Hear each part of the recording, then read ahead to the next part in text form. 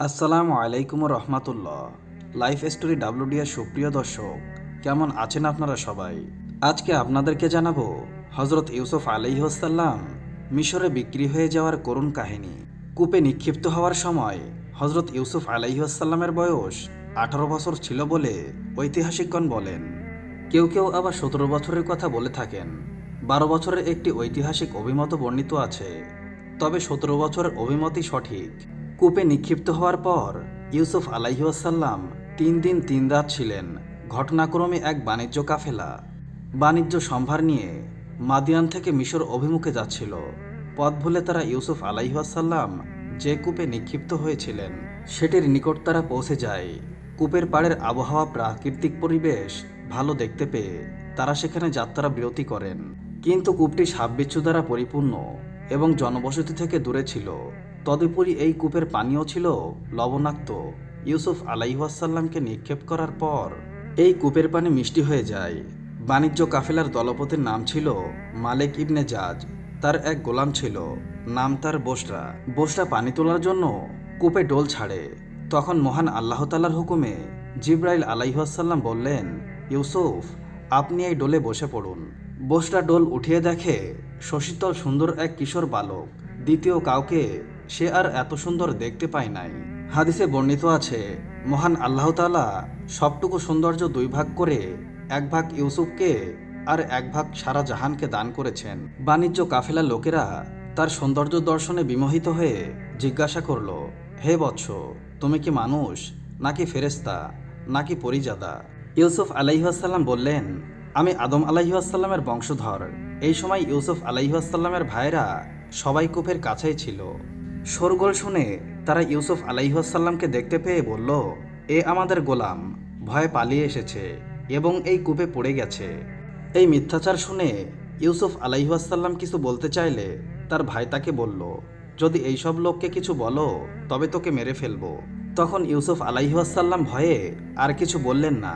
কাফেলার দলপতি ইবনে জাজ তাকে কাফেলার লোকজনের মধ্যে নিয়ে লুকিয়ে রাখেন। কাফেলার লোকেরা জিজ্ঞাসা করল, ছেলেটিকে কোথা থেকে এনেছো?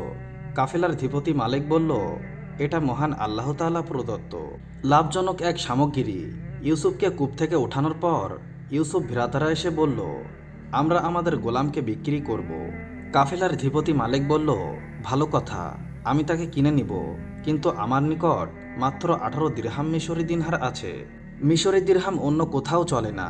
সুতরাং তোমরা মিশরি দিরহাম মূল্য গ্রহণে স্বীকৃতি হলে আমরা তোমাদের গোলামকে কিনে নেব। মিশরি মুদ্রা গ্রহণে স্বীকৃতি হয়ে ভাইরা ইউসুফকে কাফেলার ধিপতি মালিকের নিকট সমর্পণ করল। আর এই ঘটনার রহস্য হচ্ছে, মিশরি 2 দিরহাম কেনানি 1 দিরহামের সমান। এই হিসাবে মিশরি 18 দিরহাম কেনানি মুদ্রায় 9 দিরহাম হয়। আর এই নামমাত্র মূল্যেই ইউসুফ আলাইহিসসালামের ভাইরা তাকে কাফেলা ধিপতির হাতে বিক্রি করে দেয়। তাদের উদ্দেশ্য ছিল পিতার দৃষ্টি থেকে তাকে দূরে নিক্ষেপ করা। নতুবা ইউসুফ ভ্রাতারা কিন্তু দিনহীন নিঃস্ব ছিলেন না। মহান আল্লাহ তাআলা বলেন, আর তাকে বিক্রি করে দিল নিতান্ত হীনমূল্যে, মাত্র কয়েকটি দিরহামের বিনিময়ে, এবং তারা তো তার প্রতি বিমুখী হয়েছিল। সূরা ইউসুফ আয়াত 20-12। এক বর্ণনায় রয়েছে, পরের দিন ইউসুফ আলাইহিসসালামের ভ্রাতারা সকলেই কূপের ধারে এসে ইউসুফ আলাইহিসসালামকে কাফেলার সঙ্গে দেখতে পেয়ে নিজেদের গৃহভৃত্য বলে দাবি করে বসে। এই দাবি করে ভ্রাতারা 18 মিশরি দিরহামের বিনিময়ে তাকে কাফেলাধিপতি মালিকের নিকট বিক্রি করে দেয়। ভাইদের যারা ইউসুফ আলাইহিসসালামকে কূপে নিক্ষেপ ও পরে কাফেলাধিপতির নিকট বিক্রিত সমভাবে শরিক ছিল, তারা সকলে মিলে তার বিক্রয় মূল্য 18 দিরহাম নিজেদের মধ্যে সমবন্টন করে নেয়। মাত্র একজন এই মূল্য থেকে কিছুই গ্রহণ করে নাই। অতঃপর কাফেলার লোকেরা তাকে মিশরে এনে বিক্রি করে দেয়। দ্বিতীয় কারণ হচ্ছে, মিশরের রাজত্ব তার ভাগ্যলিপিতে নির্ধারিত ছিল। যতক্ষণ পর্যন্ত না কেউ অন্যের খেদমত করবে ততক্ষণ পর্যন্ত খাদেমদের মূল্য ও মর্যাদা সম্পর্কে অবহিত হতে এবং নিজেকেও খেদমত পাওয়ার যোগ্য বলে দাবি করতে পারবে না। কাফেলাধিপতি মালিক ইবনে জাজ ইউসুফকে খরিদ করেছিল তার খেদমতের শর্তে, এবং এই মর্মে ইউসুফ ভ্রাতাদের থেকে একটি বিক্রয় রসিদপত্র লিখিয়ে নেয়। এই বিক্রয়ের রসিদপত্রের ভাষা ছিল এইরূপ, মালিক ইবনে জাজ ইব্রাহিমের পুত্র ইসহাক এবং ইসহাকের পুত্র ইয়াকুবের পুত্রদের থেকে একটি ইব্রনি গোলাম মাত্র 18 দিরহামে খরিদ করেছে। নির্ভরযোগ্য সাক্ষীদের সম্মুখে তাকে খরিদকারীর হাতে সমর্পণ করা হচ্ছে। এরপর মালিক ইউসুফ আলাইহিওয়াসাল্লামকে জিঞ্জির বন্ধ অবস্থায় ঘোড়ার পিঠে উঠিয়ে তার গায়ে একটি মোটা পশমি কম্বল ঝুলিয়ে দিয়ে পথ চলতে শুরু করলো। কিছুদূর যেতেই পথিমধ্যে ইউসুফ আলাইহিওয়াসাল্লামের মায়ের কবর ছিল। তিনি সেখানে অবতরণ করে মায়ের কবর জিয়ারত করেন আর অবিরল ধারায় কাঁদতে শুরু করেন। তিনি কবরস্থ মাকে উদ্দেশ্য করে বলতে লাগলেন, মা, ভাইরা এরশাবশত আমার উপরে খুব বেশি জুলুম করেছে এবং এই কাফেলাধিপতির কাছে আমাকে বিক্রি করে দিয়েছে। আমার খরিদ্দার মনিব আমার পায়ে বেড়ি পড়িয়েছে। তারা আমার পিতার খেদমত, স্বদেশভূমি এবং আপনার কবর সবকিছু থেকে আমাকে দূরে নিক্ষেপ করেছে। ইতোমধ্যে বাণিজ্য কাফেলা সামনে কিছু দূরে চলেও গেছে। কাফেলা থেকে এক লোক দৌড়ে এসে বলল, ওহে গোলাম, তুমি এখনো এখানে? আসলে সত্যিই তো, তুমি পলায়নপর মানসিকতা সম্পন্ন। এই বলে সে ইউসুফ আলাইহিওয়াসাল্লামকে থাপ্পড় মারল। তখন ইউসুফ আলাইহিওয়াসাল্লাম আকাশের দিকে তাকিয়ে মাথা উঠিয়ে বলল, ইয়া মহান আল্লাহ তাআলা, এই জালেমদের অনিষ্ট আর দুষ্কৃতিপনা হতে আমাকে রক্ষা করুন। আমার ওপর দিয়ে যে বিপদ মুসিবত যাচ্ছে সব কিছুই আপনি জানেন। হে আল্লাহ, আমি আর সহ্য করতে পারছি না। এইসব মাতম শেষে ইউসুফ আলাইহিওয়াসাল্লাম কাফেলায় সামিল হন। ইতোমধ্যে আকাশে ভীতিকর একখণ্ড মেঘ দেখা দেয় এবং সেই সঙ্গে প্রবল বাতাস বইতে শুরু করে এবং বজ্র বিজলির গর্জন শুরু হয়। কাফেলার সবাই ধ্বংসের দ্বার প্রান্তে উপনীত হয়। কাফেলার সকলে নিজেদের সম্পর্কে বলাবলি করতে লাগলো, ভেবে দেখো কি গুনাহের কারণে আমরা এমন কঠিন বিপদে পতিত হয়েছি। যে ব্যক্তি ইউসুফ আলাইহিওয়াসাল্লামকে চড় মেরেছিল সে বলল, আসলে আমার গুনাহের কারণেই কাফেলা শুদ্ধ সবাই এই বিপদে পতিত হয়েছে। যখন আমি এই গোলামকে থাপ্পড় মেরেছিলাম তখন সে আকাশের দিকে মুখ উঠিয়ে কেঁদে কেঁদে কি যেন একটা বলছিল। তখনই এই ধ্বংসকারী বিপদ আমাদের উপর আপতিত হয়। এই কথা শুনে সকলেই ইউসুফ আলাইহিওয়াসাল্লামের নিকট গিয়ে নিজেদের অপরাধ স্বীকার করে ক্ষমা প্রার্থনা করল। তাদের ক্ষমা প্রার্থনায় ইউসুফ আলাইহিওয়াসাল্লাম দোয়া করেন। তৎক্ষণাৎ মহান আল্লাহ তাআলার হুকুমে বিপদ বাতাস বন্ধ হয়ে যায়। কাফেলা এখান থেকে রওনা দিতেই মিশরে খবর পৌঁছে যায়, মালিক ইবনে জাহাজ সুন্দর সুদর্শন এক ইরানি গোলাম নিয়ে আসছে, যার মতো সুদর্শন এই ধারায় আর কেউ নাই। এই ক্ষেত্রে সে নিজের উদাহরণ। এই খবর শুনতে পেয়ে মিশর শহরের সব লোক বাণিজ্য কাফেলার অভ্যর্থনার উদ্দেশ্যে বের হয়ে আসে। ইউসুফ আলাইহিওয়াসাল্লামের যে রূপ সৌন্দর্য এবং গুণের বৈশিষ্ট্যর কথা তারা শুনতে পেয়েছিল, তাকে দেখে তারা সুরত সংবাদ থেকে অনেক গুণ বেশি পেল। কাফেলার ধিপতি মালিক নিজের ঘর সুসজ্জিত করে এবং তাতে রুমি রেশমের বিছানা বিছায় এবং ইউসুফ আলাইহিওয়াসাল্লামকে অভিজাতপূর্ণ পোশাক ও মাথায় স্বর্ণের মুকুট পরিয়ে দেয়। অতঃপর সে শহরময় প্রচার করে, আমি সুন্দর সুদর্শন সৎ চরিত্র চতুর্জ্ঞানী এক গোলামকে বিক্রয় করতে চাই। যিনি খরিদ করতে চান তিনি যেন সময় মতো আসেন। এই ঘোষণায় মিশরের উচ্চবিত্ত, নিম্নবিত্ত, মধ্যবিত্ত সব ধরনের লোক এসে মালিকের অবস্থানস্থলে ভিড় জমায়। ইউসুফ আলাইহিওয়াসাল্লাম যখন দেখতে পেলেন তখন তিনি মনে মনে বললেন, মালিক তো আমাকে বিক্রয় করতে ভুল করছে।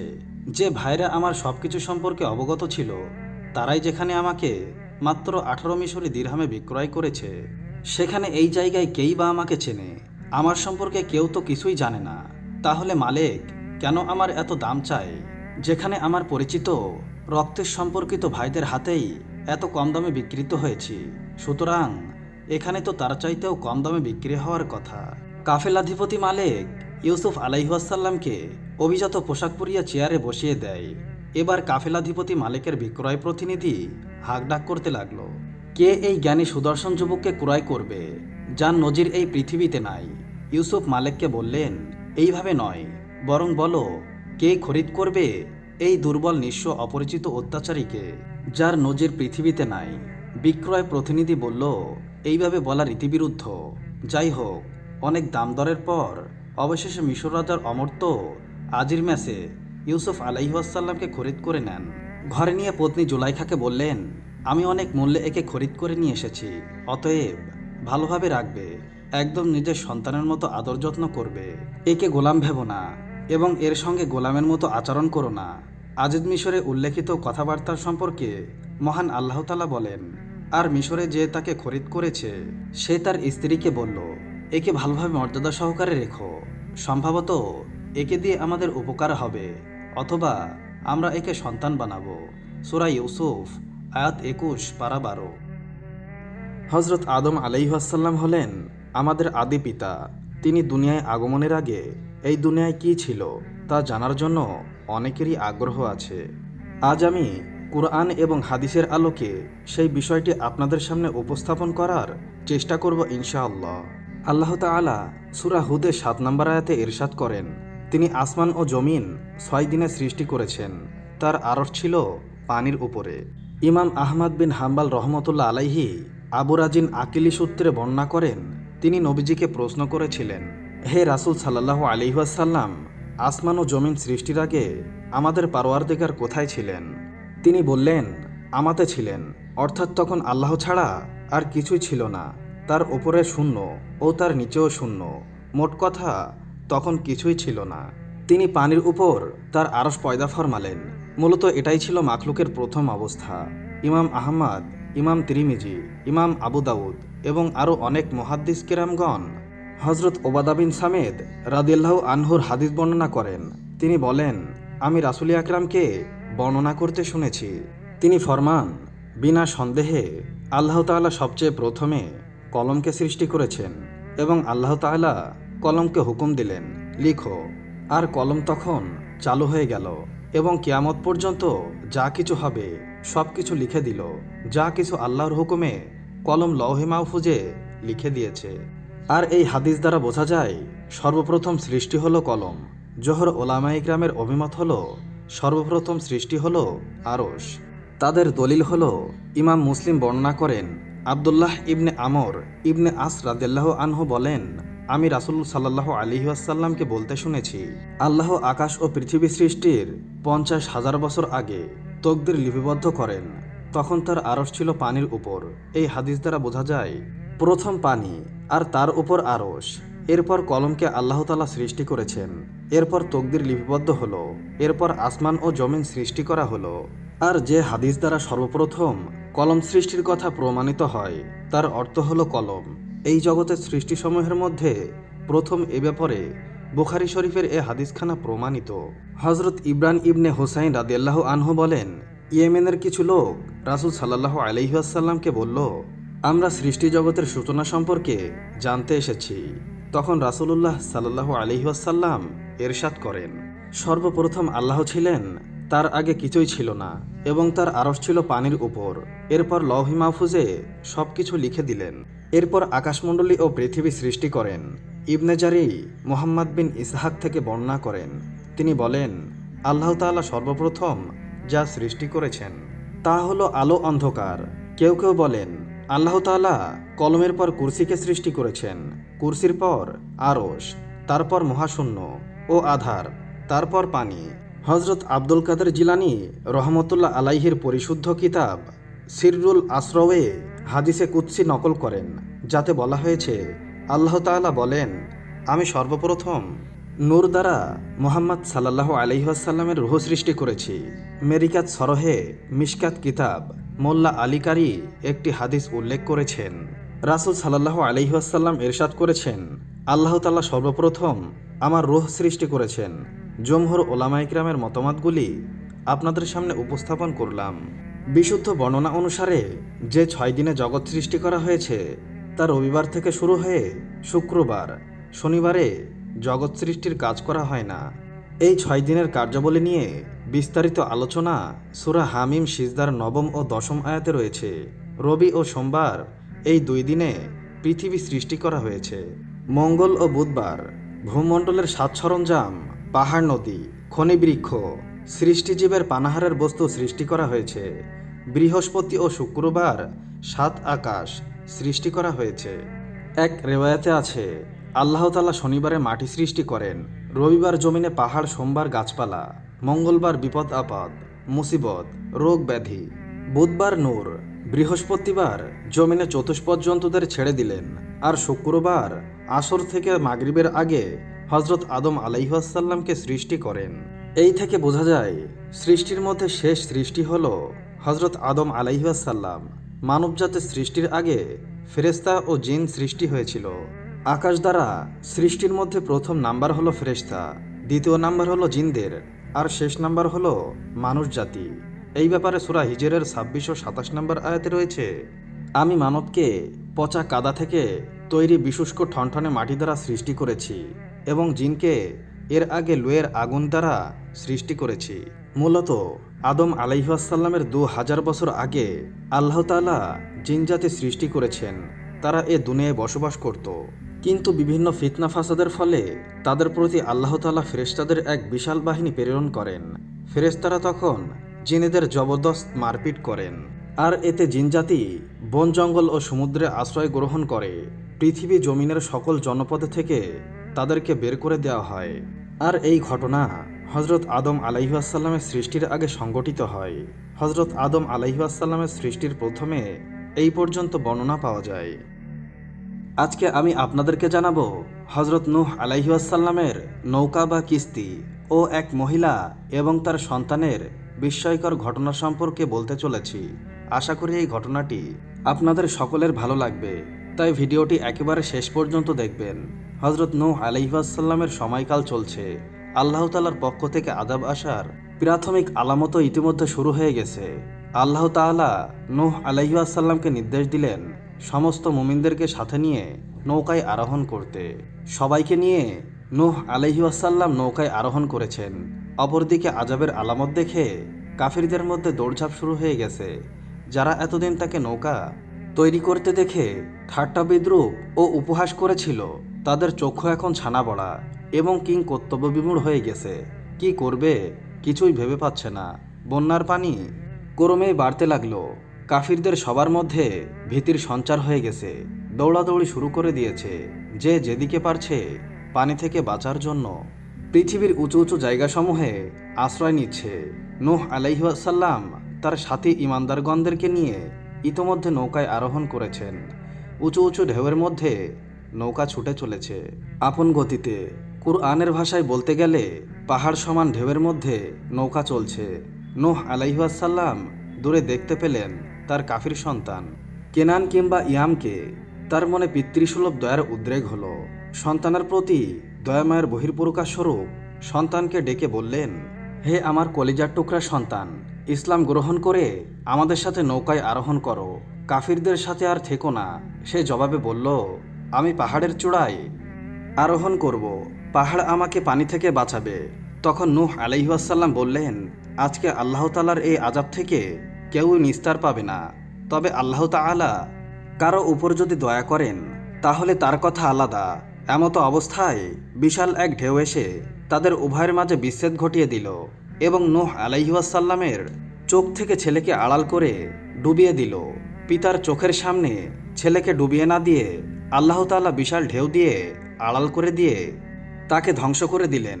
এই জন্য ইসলামী স্কলাররা বলে থাকেন, শিক্ষক যদি কোনো কারণে ছাত্রকে শাস্তি প্রদান করতে হয় তাহলে আদব হলো পিতামাতার চোখের আড়ালে শাস্তি প্রদান করা।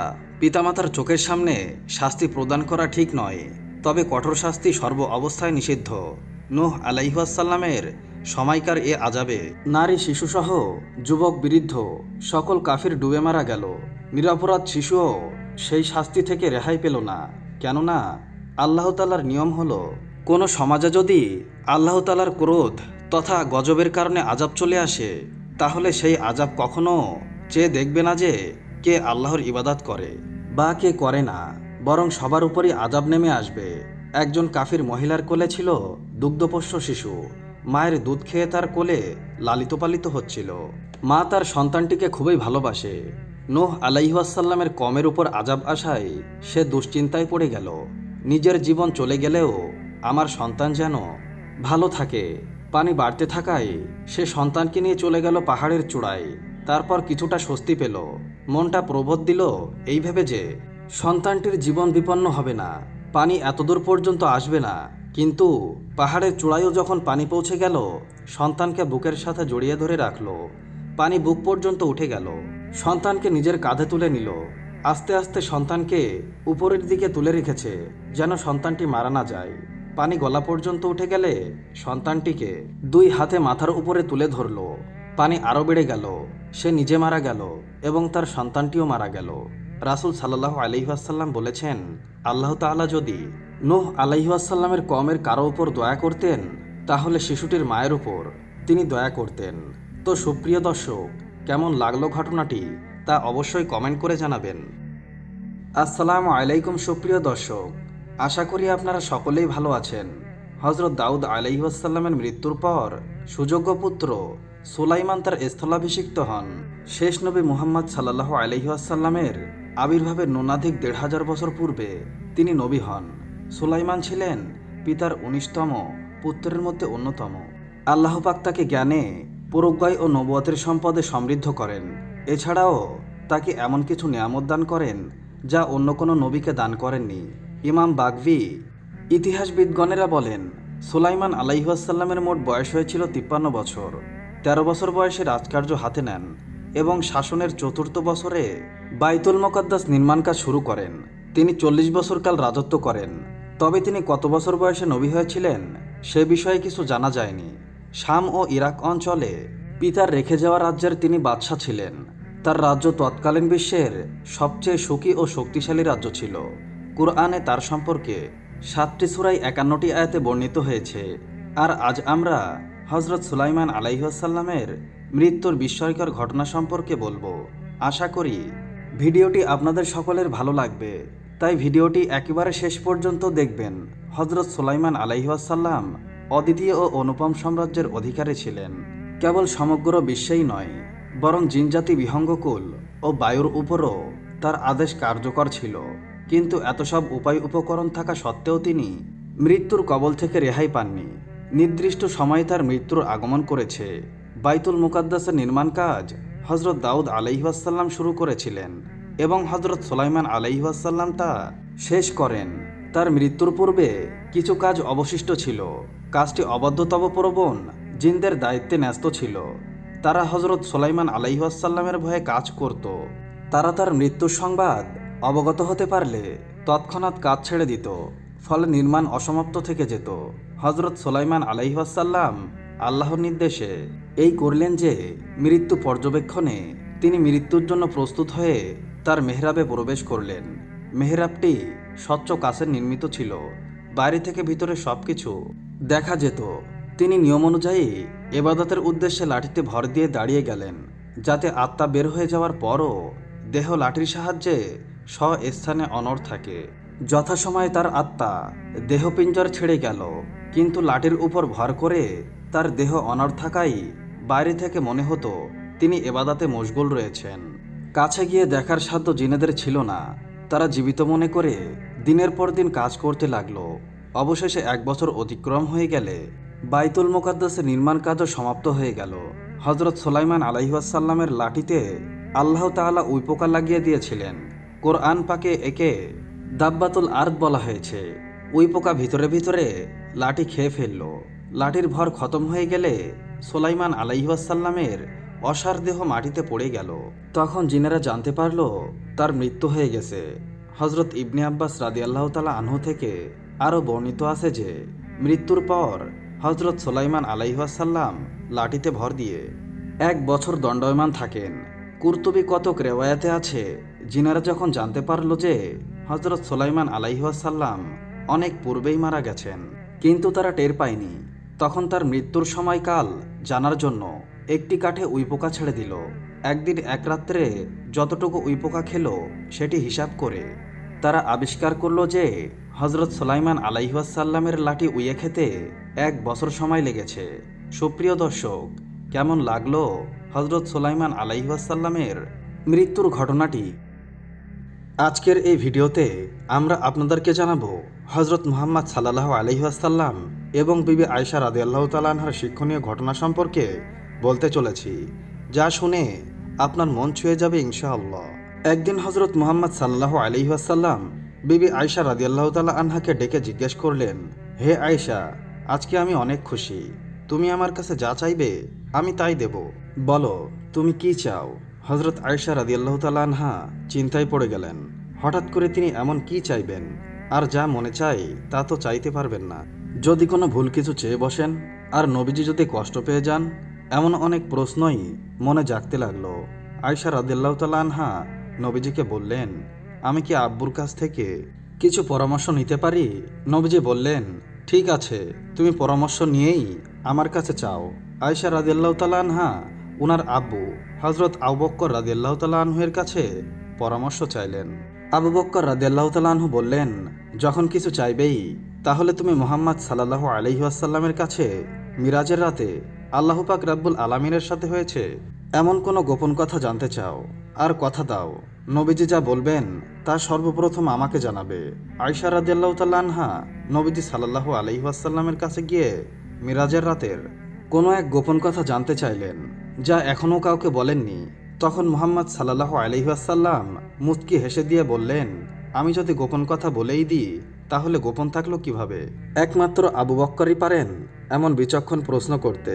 মুহাম্মদ সাল্লাল্লাহু আলাইহি ওয়াসাল্লাম বলতে লাগলেন, হে আয়েশা, আল্লাহ আমাকে মিরাজের রাতে বলেছেন, হে আমার হাবিব, তোমার উম্মতের মধ্যে যদি কেউ কারো ভাঙা যাওয়া মন জোড়া লাগিয়ে দেয় তাহলে আমি তাহাকে বিনা হিসাবে জান্নাতে পৌঁছে দেব। সুবহানাল্লাহ। প্রতিশ্রুতি মতো আয়েশা রাদিয়াল্লাহু তাআলা আনহা ওনার আব্বু হযরত আবু বকর রাদিয়াল্লাহু তাআলা আনহুর কাছে এসে নবীজির বলে দেওয়া এই কথাগুলো বললেন। শুনে আবু বকর রাদিয়াল্লাহু তাআলা আনহু কাঁদতে শুরু করলেন। তখন আয়েশা রাদিয়াল্লাহু তাআলা আনহা আশ্চর্য হয়ে জিজ্ঞেস করলেন, আব্বু, আপনি তো কত ভাঙা যাওয়া মন জোড়া লাগিয়েছেন, আপনার তো সোজা জান্নাতে যাওয়ার কথা, তাহলে আপনি কাঁদছেন কেন? আবু বকর রাদিয়াল্লাহু তাআলা আনহু বললেন, আয়েশা, এই কথাটার উল্টো চিন্তা করে দেখো, কারো ভাঙা মন জোড়া লাগালে যেমন আল্লাহ তাআলা সোজা জান্নাতে দিবেন, ঠিক তেমন কারো মন ভাঙলেও আল্লাহ সোজা জাহান্নামে দিয়ে দেবেন। আমি না জানি নিজের অজান্তে কতজনের মন ভেঙেছি, আল্লাহ যদি আমাকে জাহান্নামে দিয়ে দেন সেই চিন্তায় আমি কাঁদছি। এই হলো আমাদের ইসলাম। দুনিয়ায় থেকে জান্নাতের সুসংবাদ পাওয়ার পরেও এইভাবে চিন্তা করেন। এইভাবে ইসলাম আমাদেরকে শিক্ষা দেয় কাউকে কষ্ট না দিতে, মানুষের কষ্টে পাশে দাঁড়াতে। মুহাম্মদ সাল্লাল্লাহু আলাইহি ওয়াসাল্লাম আরও বলেছেন, যদি তুমি গোশত রান্না করতে চাও তাহলে 1 গ্লাস পানি বেশি দিয়ে দাও, যাতে তোমার গরিব প্রতিবেশীকে একটু দিতে পারো। আর যদি না দিতে চাও তাহলে এমন সময় রান্না করবে যখন প্রতিবেশীর বাচ্চা ঘুমিয়ে থাকে, গোশতের ঘ্রাণ পেয়ে বাবা মাকে গোশত খাওয়ার কথা না বলে। গরিব বাবা মা গোশত কিনে খাওয়াতে পারবে না, মনে অনেক কষ্ট পাবে। এইভাবে ইসলাম আমাদের শিক্ষা দিয়েছে। মুহাম্মদ সাল্লাল্লাহু আলাইহি ওয়াসাল্লাম আমাদেরকে শিখিয়ে দিয়ে গেছেন মানুষের মন না ভাঙতে, মানুষকে কষ্ট না দিতে। আল্লাহ পাক রব্বুল আলামিন আমাদেরকে মানুষের কষ্টে পাশে দাঁড়ানোর, মানুষকে কষ্ট না দেওয়া থেকে মানুষের ভেঙে যাওয়া মন জোড়া লাগাতে, অন্যের কষ্ট ভাগাভাগি করতে তৌফিক দান করুন, আমিন। তো সুপ্রিয় দর্শক, কেমন লাগলো এই শিক্ষণীয় ভিডিওটি? কমেন্ট করে আমাদের অবশ্যই জানাবেন। আজ তাহলে এই পর্যন্ত। আপনারা ভালো থাকবেন, সুস্থ থাকবেন। আল্লাহ হাফেজ।